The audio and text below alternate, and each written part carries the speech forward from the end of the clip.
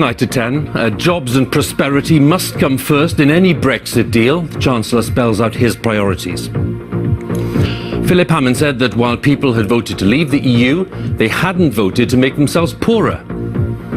The Bank of England echoed the Chancellor's remarks, which are seen as a signal that he wants a change of emphasis in the Brexit process. We will leave the EU, but it must be done in a way that works for Britain, in a way that prioritises British jobs and underpins Britain's prosperity.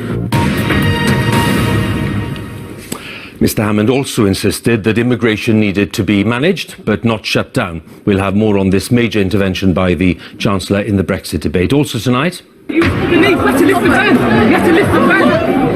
the latest images of the attack outside a mosque in North London, where a local imam intervened to stop further violence. The true heroes are those who arrived on the scene right at the start, and the heroes are those in the hospital now, suffering with injuries, some of them life-threatening. 9 years after the financial crisis, Barclays Bank and 4 former executives are charged with fraud. Britain is facing its longest heatwave since 1995, and if it lasts until Friday, the longest since 1976. And he does it with an ace. What a win! What a win! And at Queen's, a shock defeat in the first round for Andy Murray, losing in straight sets. And coming up in Sports Day on BBC News, it's not all bad news for British tennis as Joanna Konta books her place in the last 16 at the Egon Classic in Birmingham. For the 5th straight year.